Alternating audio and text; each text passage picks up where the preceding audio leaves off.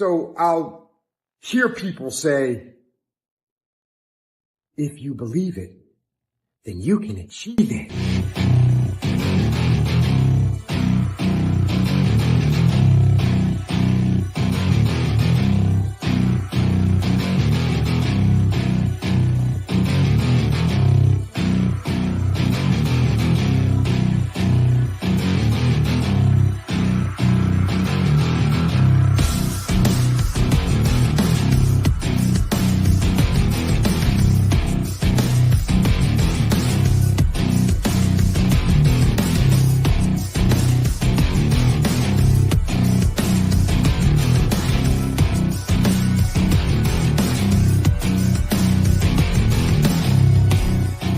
No matter what, even if you're not going to win, you got to fight.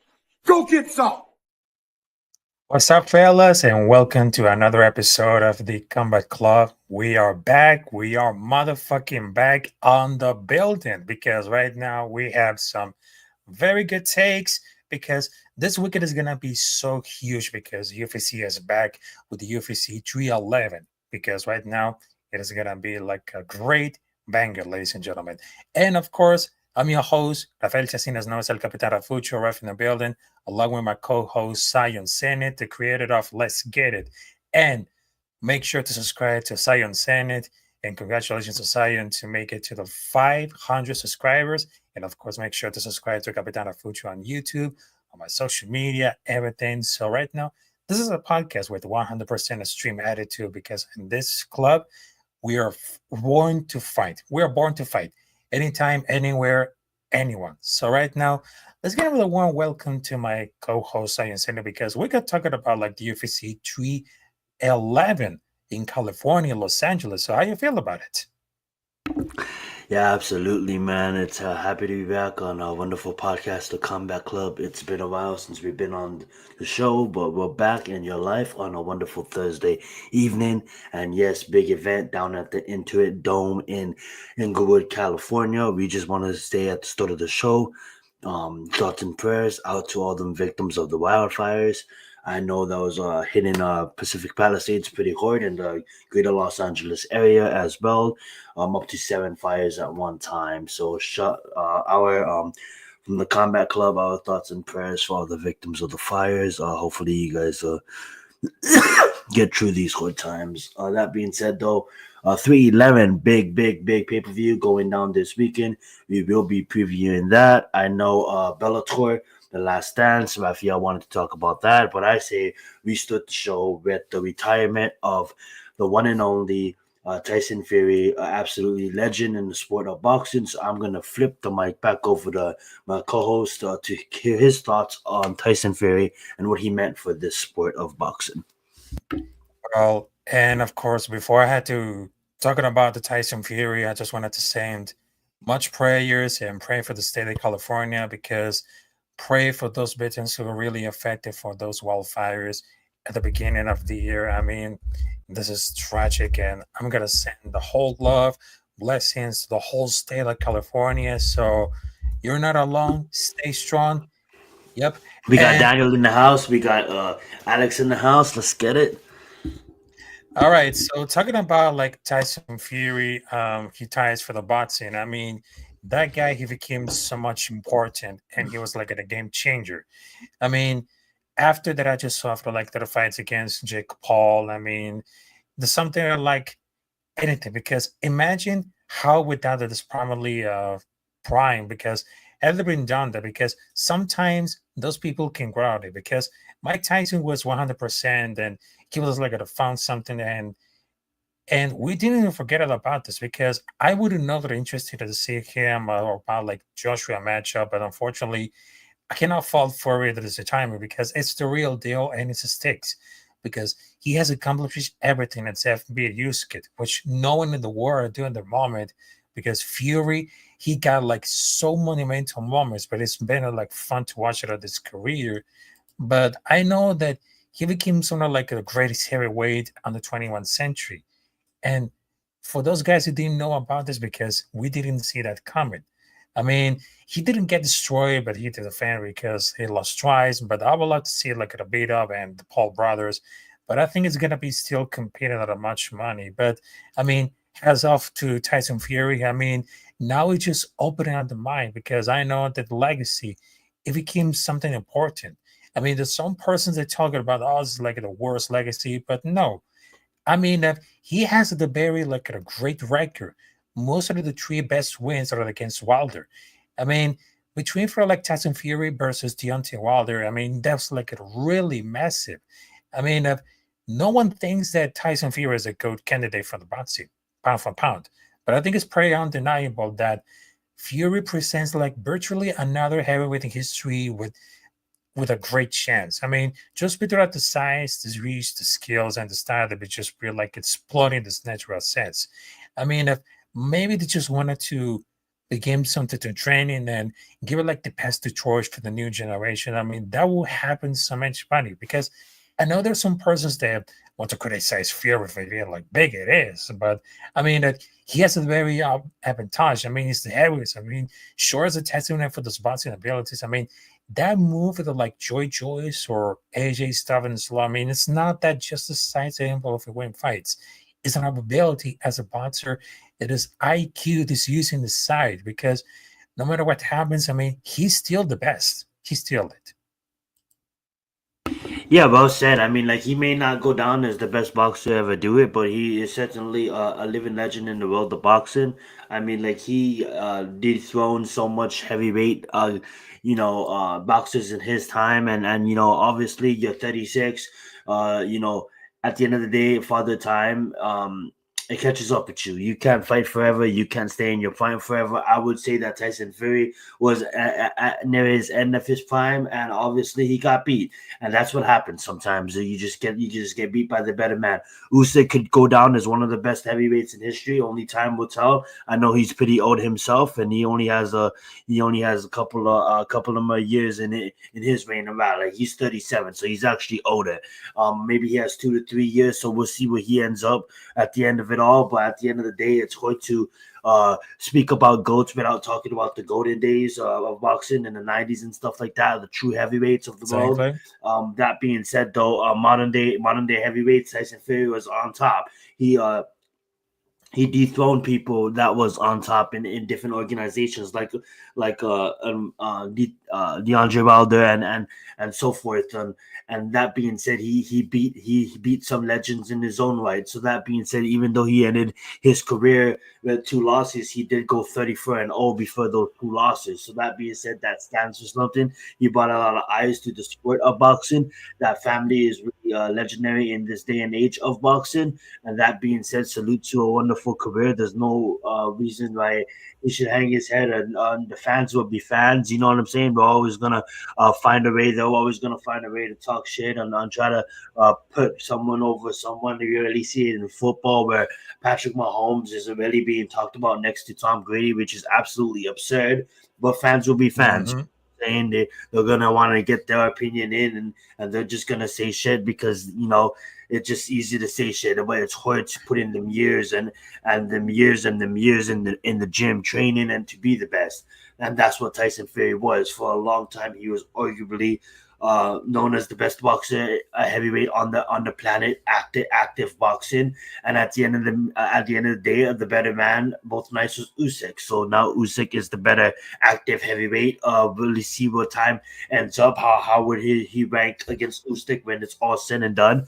When we're looking back at this in 40 years, 50 years time, how would the conversations be like? That being said, absolutely amazing career, and yeah, nothing else more to say on that. Good shit, Tyson Fury. Let's get it.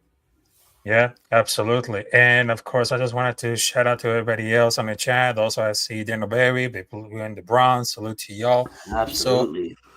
after we just talking about like Tyson Fury's moments in career. So right now, we just wanted to move on to like the perfect opportunity because this weekend is gonna be so huge at Los Angeles, California, because they just got the UFC 311. Now, first and foremost, we got to talk about like the main card, which is totally important. I mean, first and foremost, we have Kevin Holland versus Rainier the Riddler. I mean, seriously, in my opinion, the hardest fighter to get on it because of his talent, highly as a fighter, but he just don't like don't take this fight seriously enough. They're just here to put on the shoulder a paycheck.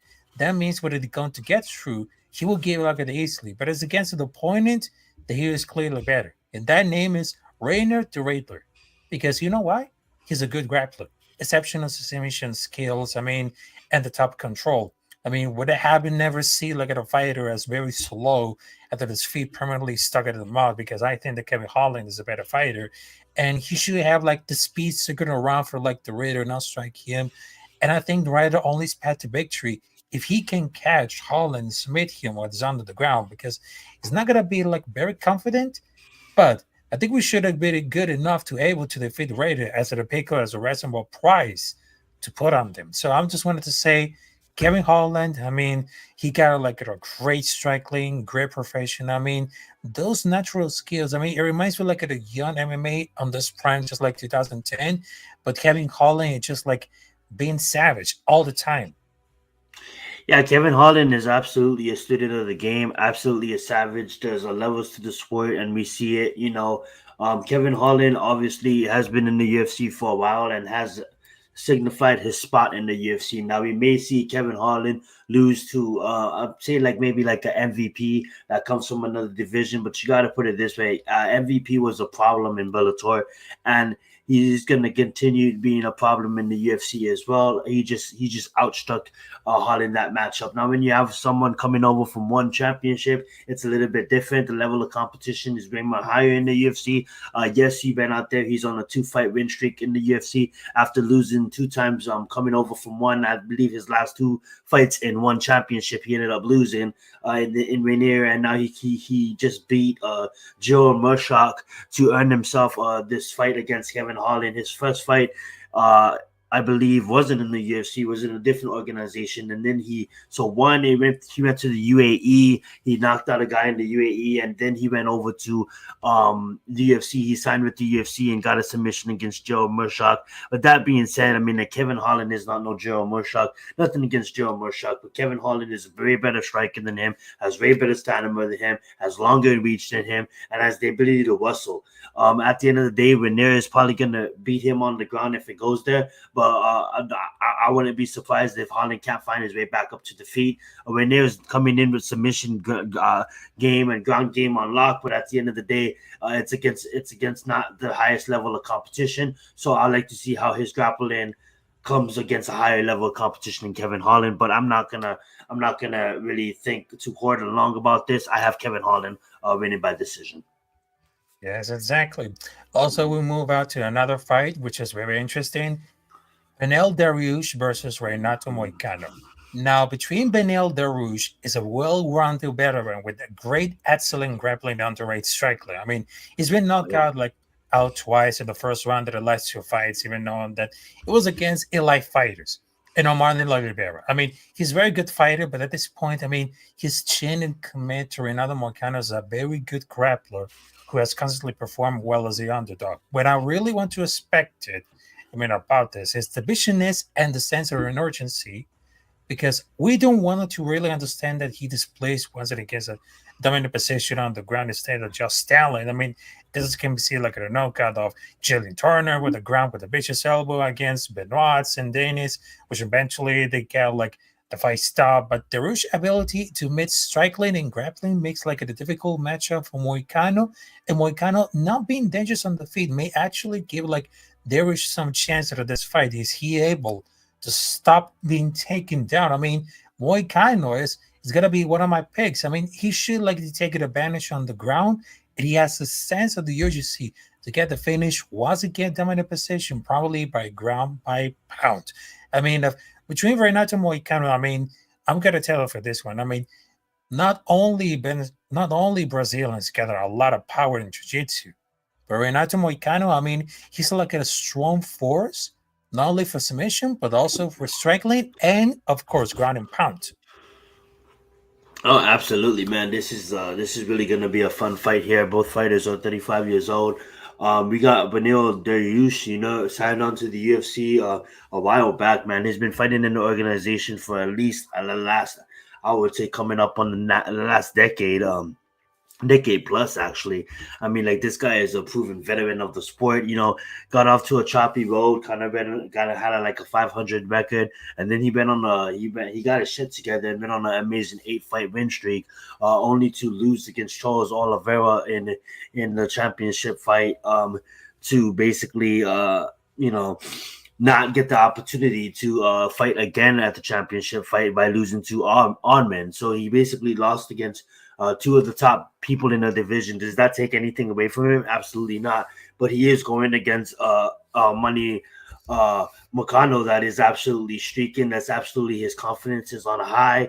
His fight IQ is on the high. He is finally reached, I would say, the pinnacle of his fighting career. I know he's 35, but when Danush is kind of just exiting his streak, it looks like he's getting money right in the middle of his, and I can't help but not go with Money Makano. Now, I do truly believe in my heart of heart that Daniil Benush is the better fighter. But I just think you're getting money at a wrong time. He's confident, he's streaking, and he's gonna go out there and deliver. So give me Money Makano to win inside the distance. I have him finishing Beno Danush at least in the third. Well, yeah, in the third. Yeah, exactly. Also, next up, we got the light heavyweight because we got two samurais right now. Jiri Prochazka versus Jamal Hill. I mean, the battle between Alex Pereira and the opponents is right now because Jiri Prochazka, I'm going to tell you for this one, he's a wild striker, unorthodox techniques, brilliant pace. I mean, the former champion has a very unique style that he used to the head to absorb tights, to wild down the opponents and delivering his own punching downs. I mean, he has such a style that definitely might not work against the power Alex Pereira. And then I question if Jiri is one of those fighters that will quickly decline if his chin is cracked out around his unorthodox style, because his opponent, Jamal Hill, also is a former champion with excellent boxing and knockout power as well, because I know that he's going to be like coming back for torn Achilles, that devastating injury that ruins the career of athlete since then. I mean, he had torn meniscus, apparently ACL, which kept him for the rest of the year, because the way that I just wanted to see it, I mean, Jamal Hill became champion is no longer the same fighter, all these injuries, because I know that no athlete can come back to the same after suffering a succession of devastating injuries, which is, I'm very surprised because of some people they gotta choose it. But I really doubt the later, because the food speed to obey very powerful strikes, which is probably quickly spell trouble for the former champ. But I'm gonna say this. Jiri Prochazka, he has it all. I mean, he got that natural talent, the grappling, striking. I mean, all of the submissions. I mean, that's why he called the samurai. I mean, after he lost against Alex Pereira, I mean, he was really to move down and training to the next level. I mean, what can I tell you about this? I mean, he could be like a next competitor to take over like another championship at UFC. So I'm gonna take it down, Jiri Prochazka as an outcome, because I know that after building deer, after all these severe injuries of Jamal Hill, I don't know that Jiri Prochazka could take it at this level after we just suffered Jamal Hill injuries. Yeah, I mean, like, you look at Jamal Hill, he's absolutely ex-champion. He absolutely just got through a couple of injuries and just got knocked out from the champion, but they both did. But honestly, I look at Yuri, where he's at in his life right now. He is at a different place. I believe that loss against the one of the best in the world right now in Alex really kind of had him refocus. I think Jamal Hill refocused as well, but I just think that Yuri has kind of reached a different level of chi in a sense of he's gonna come and he's gonna fight a little bit more. I wouldn't say cautious to be more slower, but just more awareness. And he was really awareness with a high IQ fighter. And I just believe that you're gonna see one of the best versions that we ever seen of Yuri. I think I love the spirit of I'm not gonna sign into the UFC until I'm fully ready, and that's why it took him like 26 wins before he even signed to the organization. Capped off a little bit of a win streak, and the only person who ever beat him in the organization was Alex twice. That being said, I believe he's a way better fighter than Jamal Hill, and that's why I'm picking Yuri to win this fight straight up. I don't see a path to victory in Jamal Hills. I mean, like, I get it. You can knock the guy out, so I guess that is a path to victory. But I just think that Yuri's not going to put himself in a position that compromises him. So give me Yuri Pahakovic in this one. Yes, exactly. Also, salute to S-Dogs MMA Talk to say, what up, boys? Salute Let's to get y'all. it. All right, so next up, we got the co-main event, which is very interesting to watch because I'm going to tell you for this one. I mean, this is going to be like off the chain. And I hope that Wells and Lou is going to watch this because I know it's going to be the bantamweight.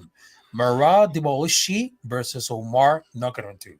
Now, for Merab, he's one of those very unique fighters that is going to be like a light one aspect of the fighting game, which is relentlessly being able to weaponize his cardio to get him up to both take down the attempts and control his opponent on the ground once he's get it. I mean, he's able to cheese up the way to the title pause. I mean, he's usually getting to tuck down eventually by points. I mean, he's the same pace and relentless pressure to get a takedown, so he's been very effective at winning fights. I mean, but he's lack of the finishing ability, his lack of the weakness after he just can be like really exposed. I mean, if they wanted to ask the hypothetical fighter that could have beat Merab, I mean, it's someone had to some grappling and takedown defense. I mean, at the highest enough level to neutralize the takedown.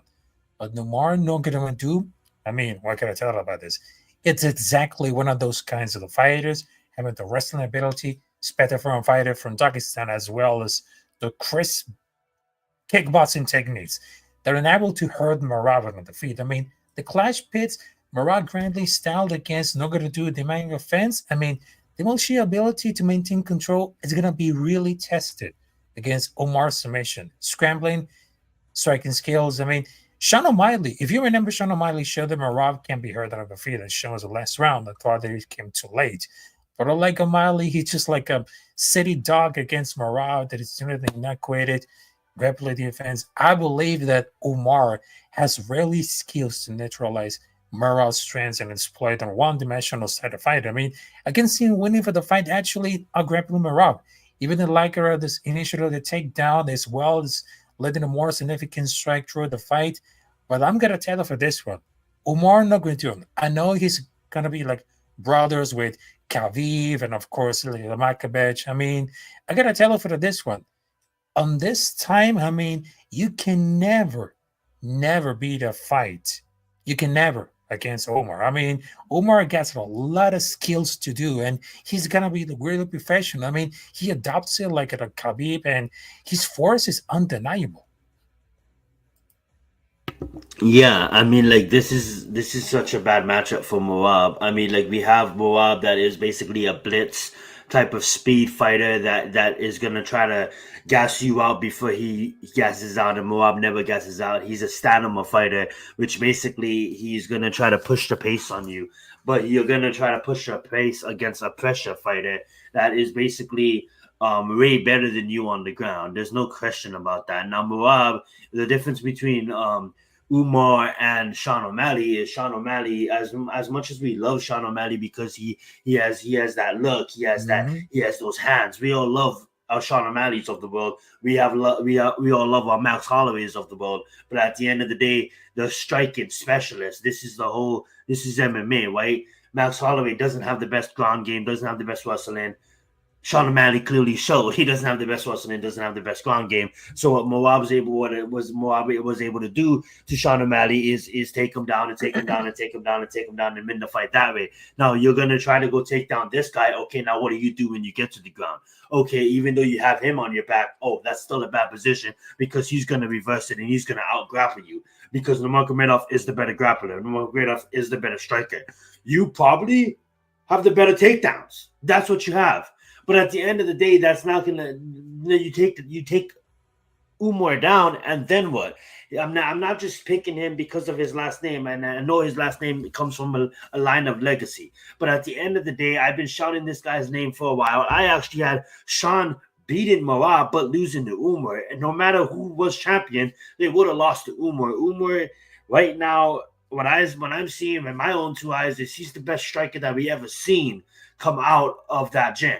As much as we all want to talk about, look at Islam and what he was able to do with Destin Poirier, and Destin Poirier is absolutely animal. I think Umar overall, all around, is one of the best fighters in the world. I'm gonna just say that he's one of the best fighters in the world, and he's gonna prove it. He's gonna be 19-0. We all had our eyes on this guy for the past. I would say for myself, the past 3 years. I'm just as high on him as I am on Shakawat and Shemaya, and you guys know our thoughts about Shakawat and Shemaya. And Uzmur deserves to be right up there mentioned with them because they're all undefeated and they're all, absolutely demolishing their opponents. And get Moab, oh, who have you fought? You haven't fought anybody. Moab, it almost feels that I'm not saying Moab's not scared, not scared. I'm not trying to say he's scared, but Moab's nervous, and obviously you have to be nervous when you fight. But what I'm trying to say in all of this is, this is Moab knows it. Moab knows it deep down inside that this is the toughest matchup in the division for him, and I'm glad that the UFC recognized it. I'm glad that the fans let the UFC screamed at the UFC until they made this matchup because it's the proper matchup to make. And I love the fact that Sean O'Malley didn't get the immediate rematch. He didn't deserve it. I love the fact that they gave the fight to Umar Nurmagomedov, and he is going to be undefeated 19-0. Umar Nurmagomedov, your bantamweight champion, and he's going to have the bout as long as he wants it. That's how high I am on this guy. And if Moab gets it done, man, Moab absolutely salutes to you. But I'm really high on Umar Nurmagomedov, and he's going to be your bantamweight championship until he's done, until he wants to give it up or he wants to move up in divisions. I mean, like that's just how I see it. Go right ahead, Rafael. Yep, exactly. And of course, last but not least, we got the main event. We got the lightweight championship on the line because we got the second part, which is Islam Makhachev versus Arman Takrusin. All right, because I know that this fight is gonna be off the chain, ladies and gentlemen, because there's no doubt that about like Islam Makhachev, the reigning lightweight champion, has been great champion, having like one loss in his entire career, multiple title defense, and the fortitude to pull off the win in fights where he had to face adversity against Sasson Fourier and the first Alexander Volkanovski. I mean, dominant grappling, control, technical strength, and ability that probably is like the number one pounder of the pound rankings. So that being said, because there's got a lot of competition along with John Jones, Alice Pereira. Now, everybody thinks that this guy's better than Khabib just because he has a better striking. He doesn't understand the MMA at all. I mean, while Makhachev only had lost once in his career, he had looked bearable at certain fights on like Khabib because I believe that he lost 1 or 2 rounds of his career. He had never like been blind. I mean, the grappling ability has so far above for the rest of the competition that he does. I mean, not even to the evolve of the striking ability, but Makhachev is a great grappler with no doubt. I mean, with having we see like at the Poirier fight, but I think that falling in love with his striking is the one weakness that it can explode it. Now, for Arman Takisyan, is a light fighter, and important that he can go for tough to hold with Makhachev on their first fight. I mean, Tucker is a light wrestler. In his first fight, he can compete against Islam Persian wrestling, being able to reverse a lot of the positions and later to take down himself. But we're talking again, it falls short of the first fight. I mean, it was like a striking department when Makhachev clearly outstruck, if it was the hypothetical deal fighter. But it's someone had to move to deal about like his grappling coming out, the striking and everything. I mean, I think it's gonna be like a lot of closer, but I think that Islam Makhachev is gonna win for a decision. I mean, if he wants to complete all the 5 rounds, I mean, that'll be said. That'll be good. Yeah, man, this is gonna be an amazing fight. I have a feeling that this is gonna be way more closer than a lot of people were saying. I do agree with you on that. Ordman was blessed. His first fight in the UFC, they respected him so much that they gave him Islam. I mean, like, what the fuck? And he took him to a decision. And his last loss was against a decision against Gamrot, and Gamrot's a game fighter, one of the best in this world in himself.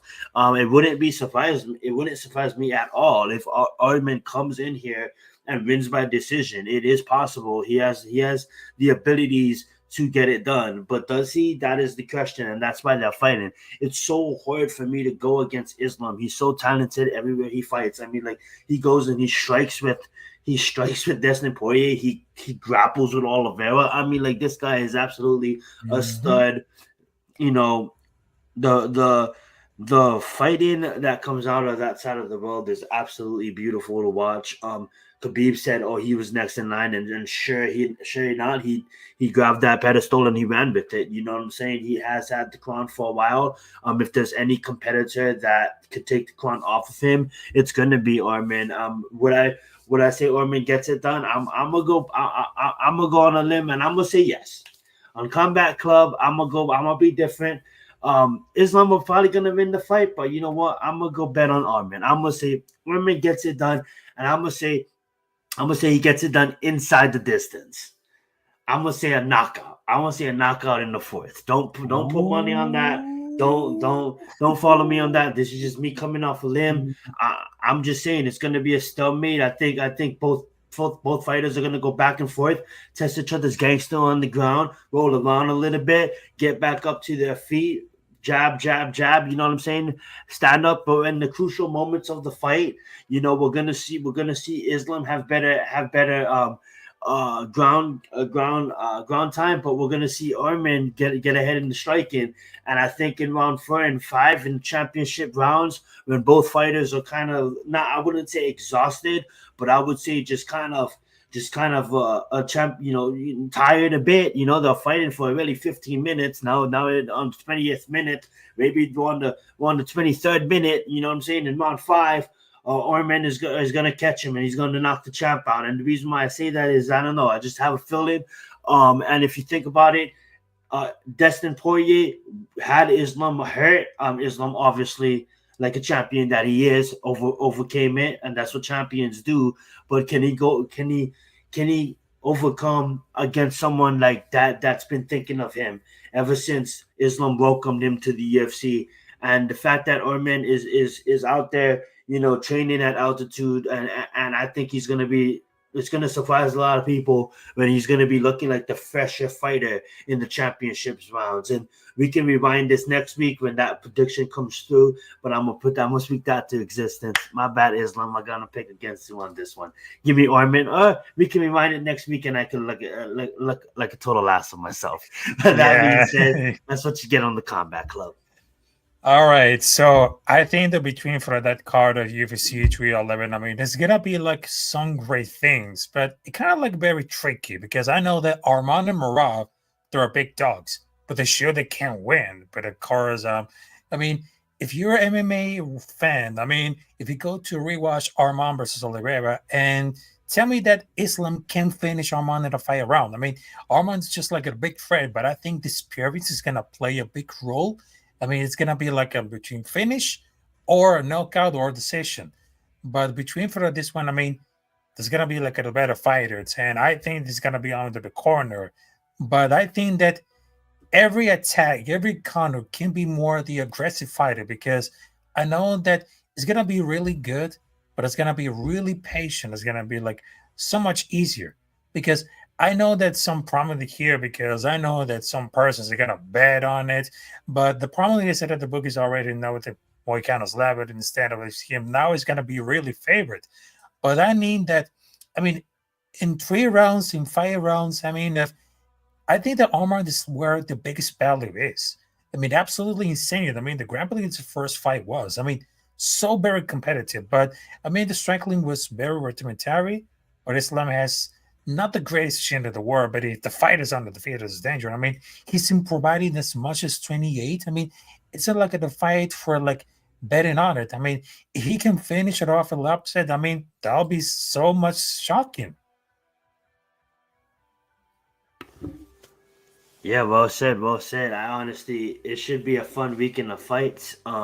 I know it's a fun weekend in the NFL as well, and I know this is the Combat Club, but I love sports, and we got a lot of sports ahead of us.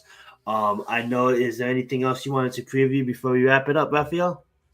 Yeah, and of course, I have one last topic to talk about it, which is the Bellator Last Stance, because I heard along with the news that well, Bellator is officially dead, but as a matter of fact, because I just wanted to talk about like a little bit of what happens to Bellator. I know that since 2023, I mean, he's been fusionated with the Professional Fighters League, and now it's gonna be like a lot ahead of the competition because, well, not many Bellator fighters are going to move out to the UFC or they're gonna stay to the PFL.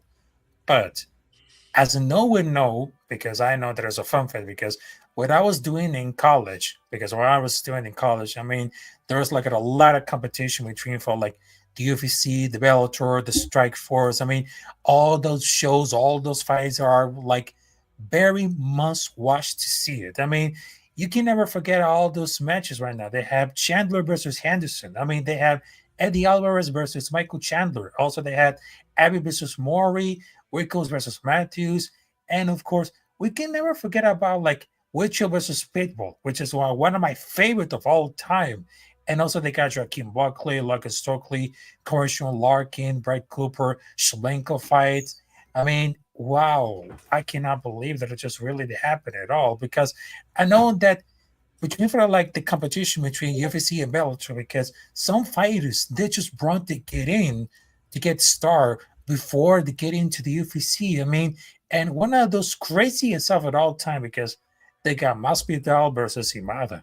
I mean, to be honest, right now, I mean, if you grew up watching the mixed martial arts, you watch all those Bellator fights. I mean, they have the same level as the UFC, but as part of the combat sports fans, we love to see every fight, every submission, every knockout. I mean, they just give it like a breath away. Then those Bellator fights that became like a classic masterpiece, but it's a really shame that, well, it's getting close because I know it's kind of fusion and everything, but I know there's a lot of competition between for like the mission martial arts promotions, and I just heard that one of my dogs, which is Max Crosby from the Raiders, they have like a to ambassador promotion for bare knuckle fighting. I mean that I know that Max Crosby posted in the video talking about like his sparring along with Sean Strickland. I mean, he's got a lot of the power, but I know he's injured, but he's getting ready to go for the next season. I mean, those mission martial arts promotions, I mean, they became something about like the competition, but also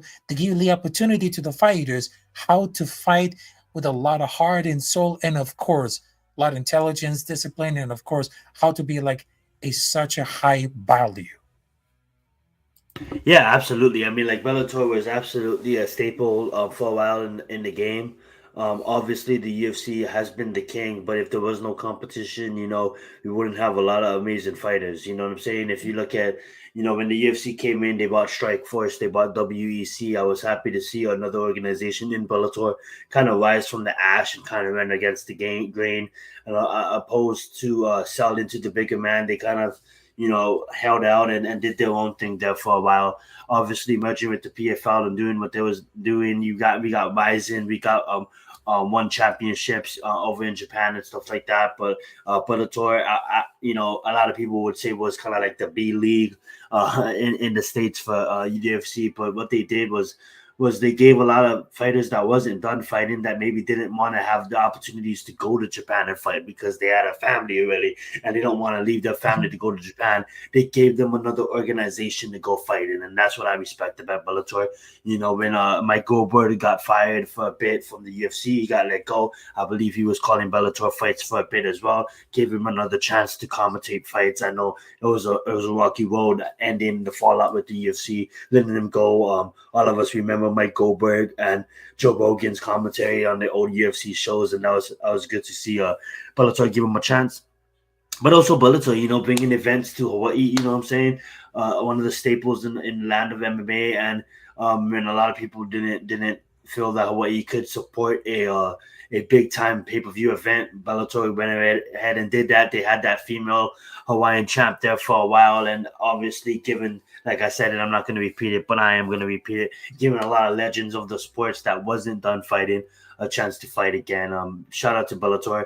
If that was their last dance, and if they were done, then basically they had a good run, man. It's hard to I wouldn't say to go toe to toe with the UFC, but it's hard to stay relevant in a dominating sport like the UFC. We've seen so much big time or try to be big time leaks, minor leaks come and try to oppose the not even oppose, but try to get some fans, and then they end up dying out. And obviously now we have I'm just going down a whole rabbit hole here. We're not going to explain that. But that's being said, I'm just going to say shout out to Bellator.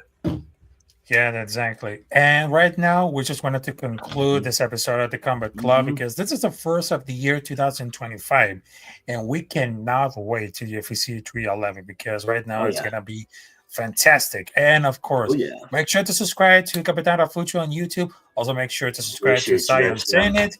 And of course, we're getting out of here, so we salute to you. And of course, have a blessed night. So don't be a ninja.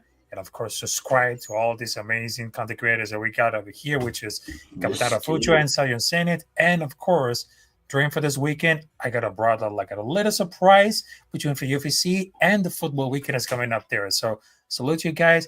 Have a good night. And of course, we will see you there at another episode of the Combat Club because this is a podcast with 100% attitude because in this fight, in this club, we're getting to fight. Anyone, anywhere, everyone's. So let's get it. And of course, have a great folks. And we're out of here and let's get it.